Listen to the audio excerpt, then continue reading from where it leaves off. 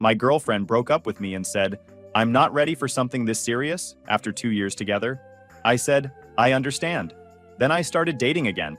She found out from mutual friends and called me crying, I thought you'd wait for me to be ready. Hey Reddit, this happened over the course of about a year, but I'm finally ready to share the whole story. Throwaway account for obvious reasons, but every word of this is true. Some of you might think I went too far, others will probably say she had it coming. Judge for yourselves. I 29 male, and before anyone says it, yeah, I should have seen the signs. But when you're in it, you think you're the exception. I'd been working as a project manager for a mid-sized construction company for about 6 years.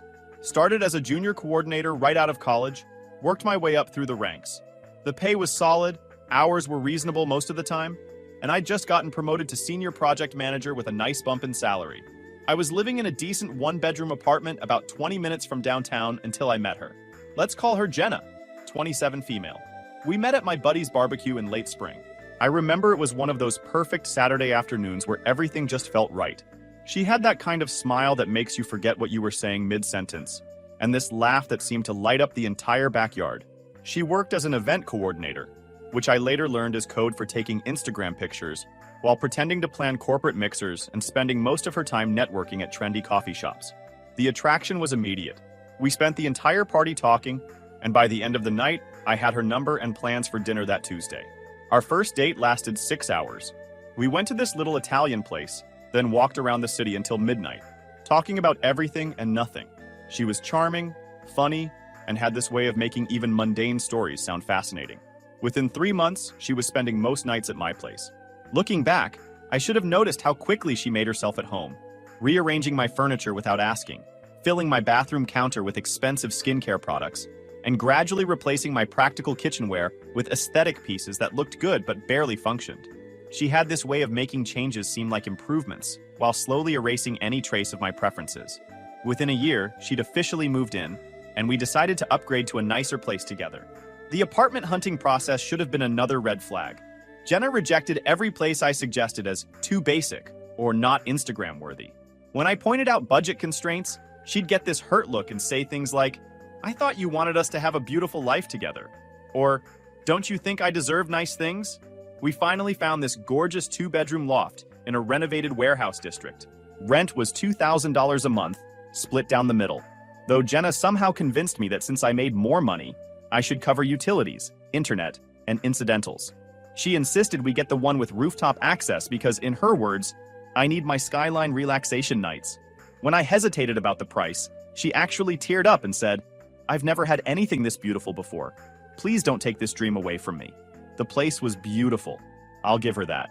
Exposed brick walls, huge windows, and that rooftop terrace that overlooked half the city. But within a month, she'd turned it into her personal photo studio. Every corner was arranged for maximum social media impact, and I found myself constantly moving ring lights and camera equipment just to sit on my own couch. For about 18 months, it was genuinely good. We had a cat named Mochi that we adopted from the shelter together.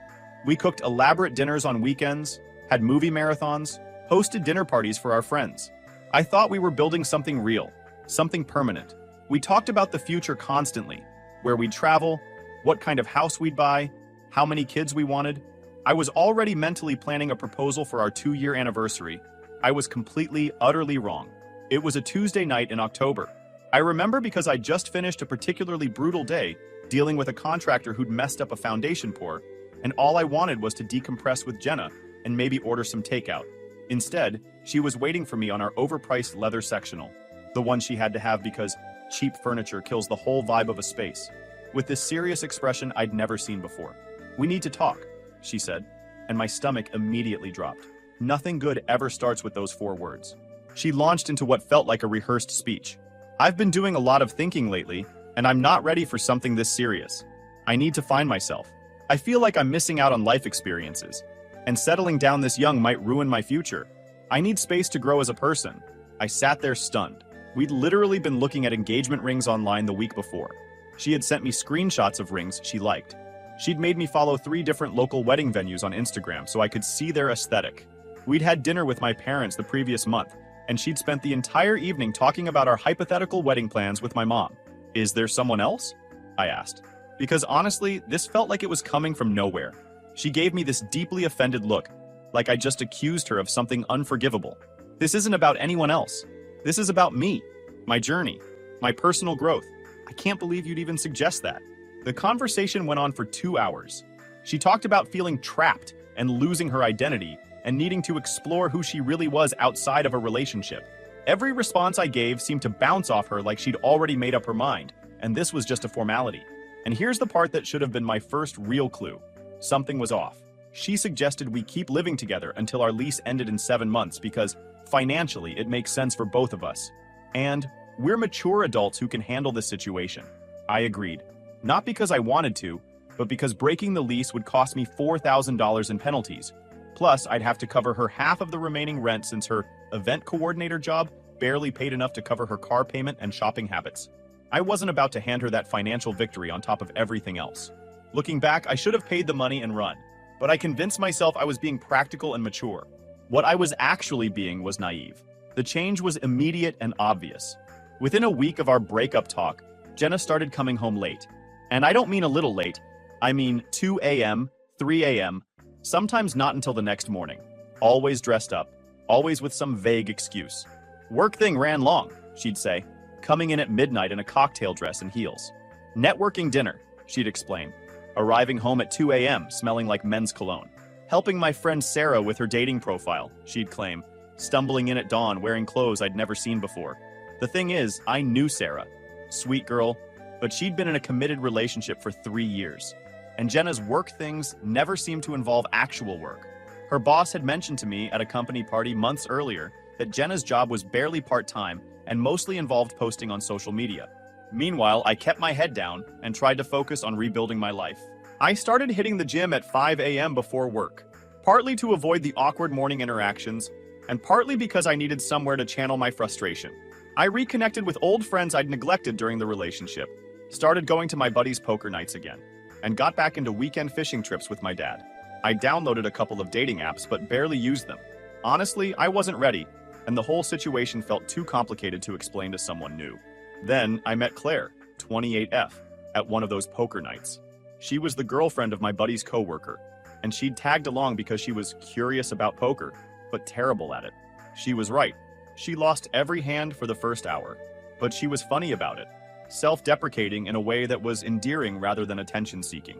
She's a nurse at the Children's Hospital downtown, and talking to her was like breathing fresh air after months of suffocating. She was direct, grounded, and had this dry sense of humor, where you weren't always sure if she was joking until she cracked a tiny smile. We started hanging out casually. Coffee after her shifts, lunch when I was working on a project near the hospital, easy stuff. It wasn't love at first sight, but it was comfortable, real. She didn't need constant validation or Instagram-worthy experiences. She seemed genuinely interested in my work, asked thoughtful questions about my projects, and never once complained when I had to cancel plans because of a job site emergency. I told her about the ex-roommate situation early on because it felt dishonest not to. She laughed and said, "Well, at least you're not one of those guys who lies about living with his ex-girlfriend. Points for honesty." About 2 months into this weird living arrangement, fate decided to stir the pot. Our mutual friend Jason was throwing his 30th birthday party at this trendy rooftop bar downtown. I'd been planning to skip it because I knew Jenna would be there, but Claire convinced me to go. "You can't avoid every social event forever," she pointed out. "Besides, I'd like to meet some of your friends." So we went. Claire looked incredible in this simple black dress that somehow managed to be both elegant and understated. We weren't being overly affectionate or anything, just holding hands, talking close, the normal stuff couples do. Jenna walked in about an hour after we arrived, and I swear her smile could have cracked glass. She was wearing this tight red dress that screamed, "Look at me," and had clearly spent considerable time on her hair and makeup. She scanned the room, spotted us immediately, and walked straight over. "Oh my gosh, hi," she said, hugging me like we were long-lost friends rather than ex-partners who'd barely spoken in weeks. Then she turned to Claire with that fake friendly voice women use when they're sizing up competition. "And you must be the new girlfriend I've heard so much about," she said, extending a perfectly manicured hand. "I'm Jenna, the ex." Claire shook her hand calmly. "Claire, nice to meet you." "You know," Jenna continued, addressing Claire but clearly performing for the group of people around us. "It's so funny how quickly some people move on. I mean, we were together for 2 years, lived together, had a whole life planned out. But I guess when you know, right? The passive aggression was so thick you could cut it with a knife." Claire just smiled and said, "I've heard a lot about you too." The rest of the party was tense. Jenna kept inserting herself into our conversations, telling embarrassing stories about our relationship, and generally making everyone uncomfortable. She'd touch my arm when she talked, stand just a little too close, and refer to shared memories like Claire wasn't standing right there. The final straw came when she cornered me by the bar and said, "You know, I've been thinking about us a lot lately. Maybe I was hasty. Maybe we should talk about working things out." I looked at her in disbelief. "Jenna, you ended things. You said you needed to find yourself." "People change," she said, putting her hand on my chest. "People grow. Maybe I've learned what I actually want." I gently removed her hand. "What you actually want is to not see me happy with someone else." Her expression shifted so fast it was almost scary. The fake sweetness vanished, replaced by something cold and calculating. "We'll see about that," she said. Claire and I left shortly after. On the drive home, she was quiet for a while before asking, "Is she always like that?" Honestly, I'm starting to realize I never really knew what she was like. The next morning, my phone started ringing at 6 a.m. Jenna's name on the screen. Then again at 6:15, then 6:30. By 7 a.m., I had 12 missed calls. I finally answered around 8, right before I left for work. "Thank God," she said, and she was crying. Full sobbing, hyperventilating crying. "I've been calling you for hours." "Jenna, what's wrong?" "Last night was a mistake," she said. "Seeing you with her, I realized how much I've messed up. I thought I wanted space, but I was wrong. I was so wrong." I was standing in our kitchen, looking at her empty coffee mug in the sink, her makeup scattered across the bathroom counter, her shoes kicked off by the door. All the little signs of someone who'd come home late and left early. "Where are you right now?" I asked. "I'm at work," she said, but I could hear traffic in the background, not the quiet office environment of her event planning company. "Jenna, you ended our relationship. You said you needed to find yourself. You can't just change your mind because you don't like seeing me happy." "But I thought," she started, then stopped. "I thought you'd wait. I thought we had an understanding." "What understanding? You dumped me. You've been coming home at all hours, clearly seeing other people, and now you're upset that I'm moving on?" She was quiet for a long moment, then said in this small voice, "I never wanted to lose you completely." "Then you shouldn't have broken up with me." She hung up. The calls continued for the next week. Sometimes crying, sometimes angry, sometimes trying to be logical and mature. She'd text me long paragraphs about how she'd had time to think and realized what really mattered. She'd send me photos of things in our apartment with captions like, "Remember when we bought this together?" I stopped responding after the third day. The discovery happened completely by accident. I was using our shared iPad to stream a basketball game in the living room. Jenna was out at another mysterious work function when her messages started popping up. The notifications were from someone named Tyler, and they were explicit. Very explicit. But it wasn't just the sexual nature of the messages that caught my attention. It was the timestamps. They went back months, way before our breakup conversation. I sat there staring at the screen, feeling like the world had shifted underneath me.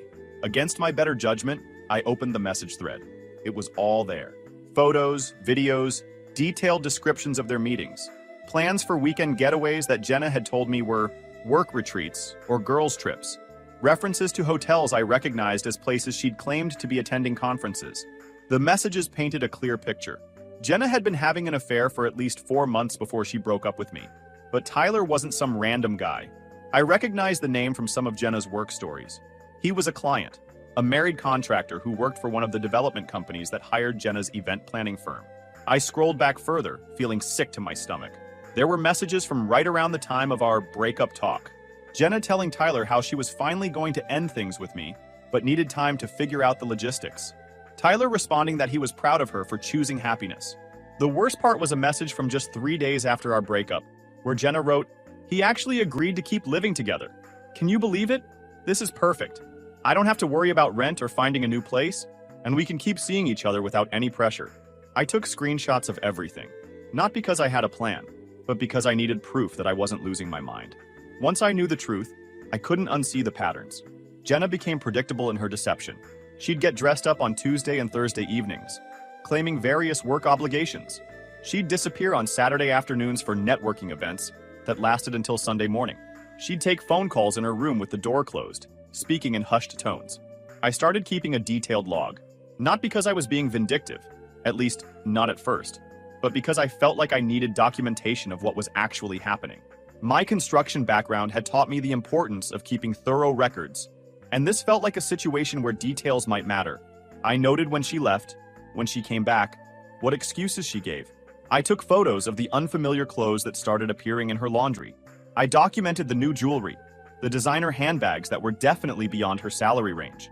The real breakthrough came when I realized she was bringing Tyler to our apartment while I was at work. I'd been noticing little things. Furniture moved slightly, different food in the fridge, the coffee maker used when I knew Jenna never drank coffee at home. But I didn't have proof until I decided to set up a basic security system.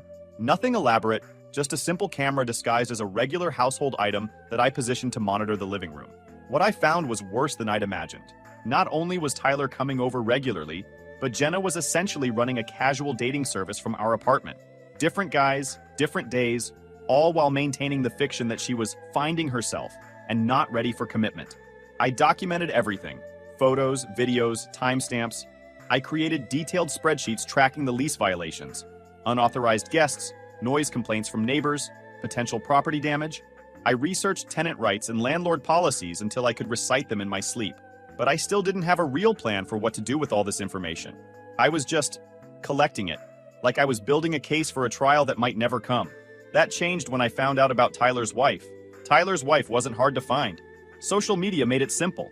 A few clicks from Tyler's profile led me to photos of a happy family: Tyler, his wife Emma, and their 2 young daughters. Recent posts showed birthday parties, family vacations, school events. Emma looked like the kind of person who baked cookies for PTA meetings and organized neighborhood barbecues. She deserved to know. I wrestled with this decision for weeks. Part of me wanted to stay out of it, to focus on my own situation, and let the universe handle the rest. But every time I saw another message pop up on that iPad, every time Jenna came home at dawn with some obviously fabricated story, I thought about Emma posting pictures of family dinner while her husband was in our apartment with my ex-girlfriend. I created an anonymous email account and sent Emma a carefully worded message. Nothing dramatic or emotional, just facts. Times, dates, locations, and several pieces of evidence that would be easy for her to verify independently. I included enough detail to prove I wasn't some random person making accusations, but I kept my identity out of it entirely. Her response came faster than I expected. "Thank you for telling me. I've suspected for months but couldn't prove anything. This helps more than you know." 2 days later, Tyler showed up at our apartment door at 6 p.m., red-faced and furious. I answered because Jenna was in the shower, and he immediately started yelling. "You're that piece of garbage who ruined my marriage!" he screamed, trying to push past me into the apartment. I blocked the doorway calmly. "I think you have me confused with someone else. Don't play innocent. Emma showed me the emails, the photos. You destroyed my family." "No," I said, my voice perfectly level. "You destroyed your family. I just documented it." Jenna appeared behind me in a bathrobe, hair dripping wet, and her face went completely white when she saw Tyler. "What is he doing here?" she asked. "Your boyfriend's wife found out about your little arrangement," I explained. "Apparently, he's upset about the consequences of his choices." The shouting match that followed was spectacular. Tyler screaming at both of us, Jenna crying and trying to claim she didn't know he was married, which was definitely a lie based on the messages I'd seen, and me just standing there watching 2 people who'd been lying to everyone finally have to face some truth. It ended when Tyler threw his wedding ring at Jenna's feet and stormed off, shouting something about lawyers and custody battles. Jenna turned to me with mascara streaming down her face. "How could you do this to me? How could I do this to you?" I asked. "Jenna, you've been cheating on me for months, lying to me every day, using our home as your personal hotel, and manipulating me into subsidizing your lifestyle while you figured out your next move. What exactly did you think was going to happen?" "I never meant for anyone to get hurt," she said. "You just didn't care if they did." The property management company had been surprisingly responsive to my detailed documentation of lease violations. Within a week of Tyler's dramatic appearance, I received a call from the building manager. "We've reviewed the evidence you submitted," she said. "The unauthorized guests, the noise complaints, the potential property damage. We're going to have to ask your roommate to vacate the premises." "What about me?" I asked. "You're not involved in any of the violations. If you want to stay, we can work out a new lease agreement. The rent will be adjusted for a 1-bedroom rate." Jenna had 2 weeks to find a new place and move out. When I told her, she just stared at me. "You planned this," she said. "You've been planning this whole thing." "No," I replied. "I documented your behavior. There's a difference. But I wasn't done. Not yet. See, I'd been thinking about Jenna's job situation. Her event coordinator position was already precarious. I'd heard her boss complaining at various social functions about Jenna's reliability and work ethic.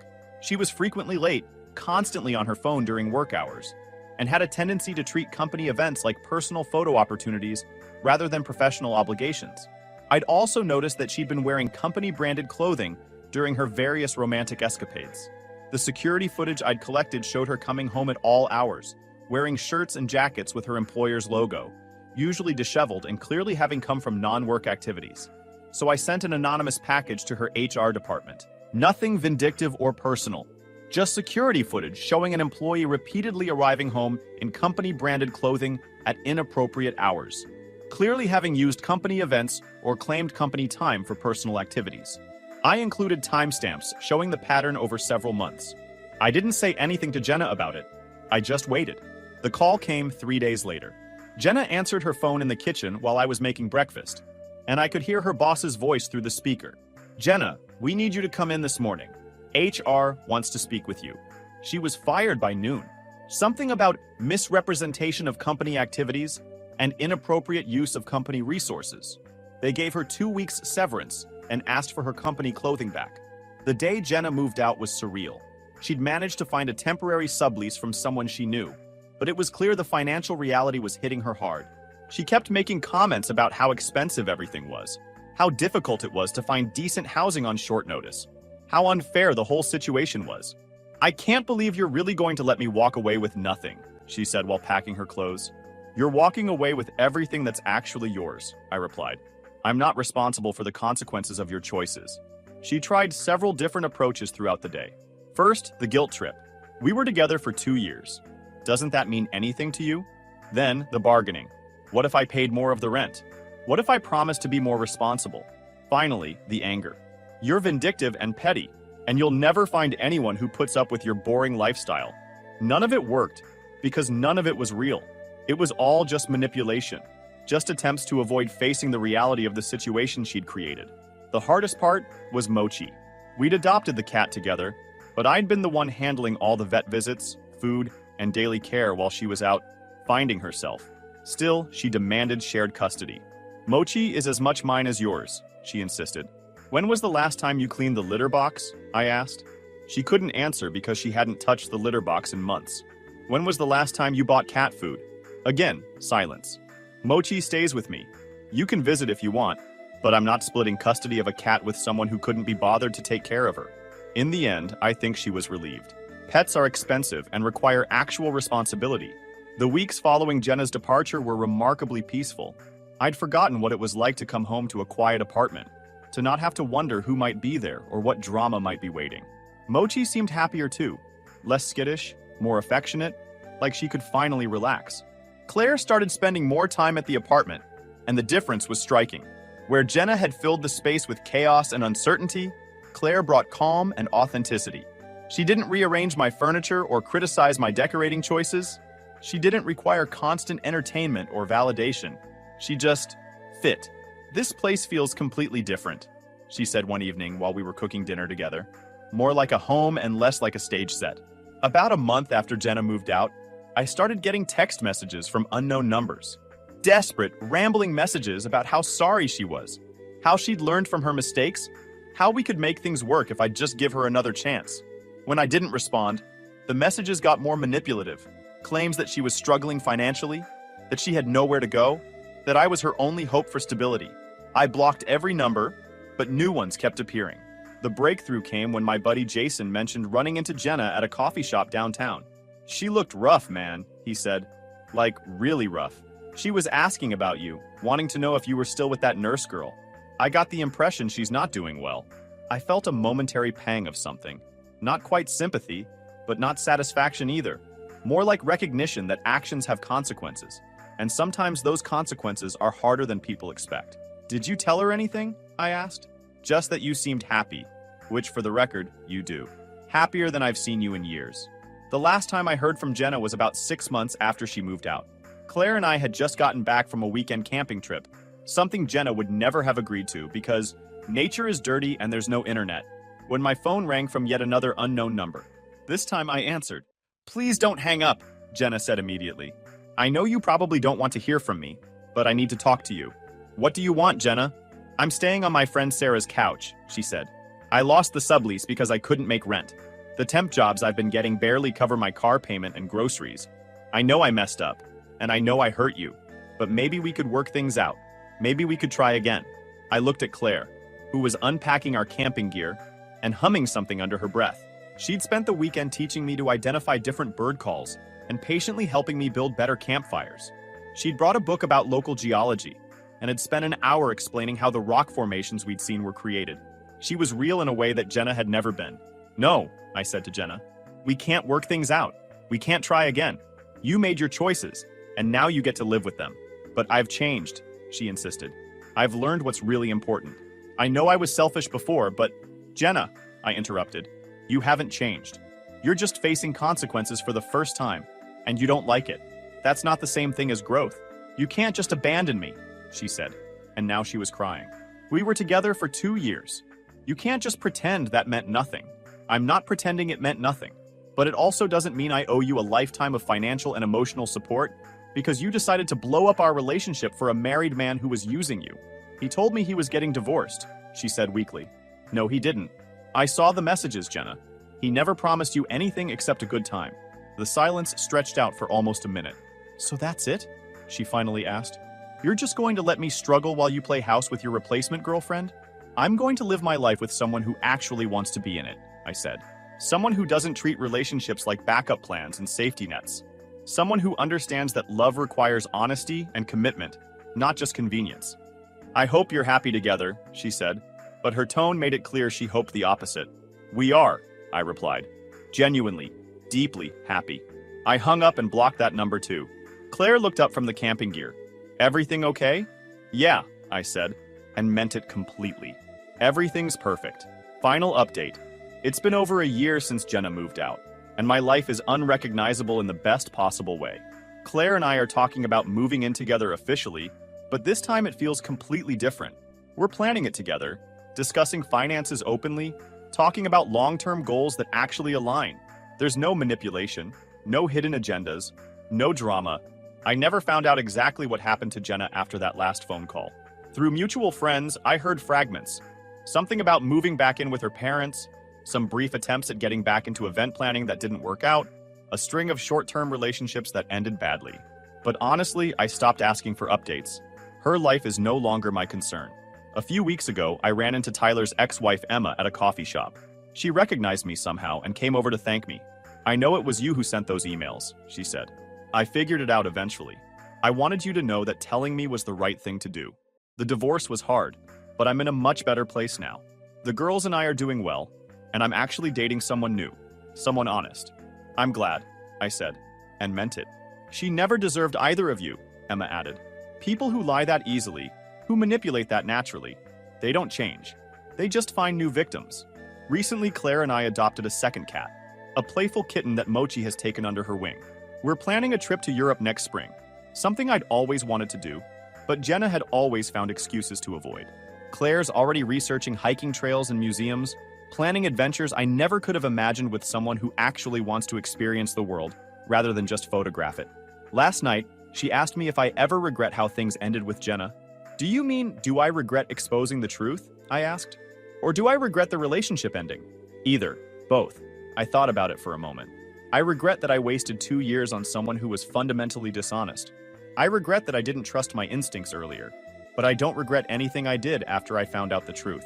She made her choices, and I just made sure she had to live with the consequences. And if you could go back and handle it differently, I'd have moved out the day she broke up with me.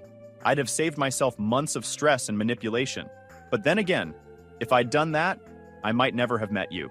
Claire smiled and curled up closer to me on the couch. So you're saying my boyfriend's cheating ex-girlfriend inadvertently did me a favor? I'm saying that sometimes the worst things lead to the best things, but only if you're willing to stop accepting less than you deserve. The truth is, I sleep better now than I have in years.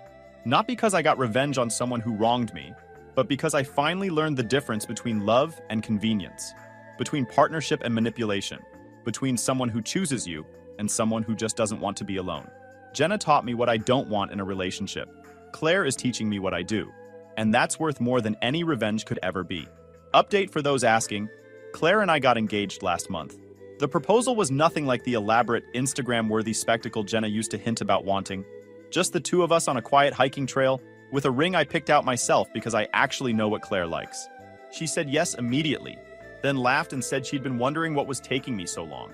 We're planning a small ceremony next fall, and we're both excited about building a life based on honesty, respect, and genuine partnership. Mochi will be the ring bearer, obviously.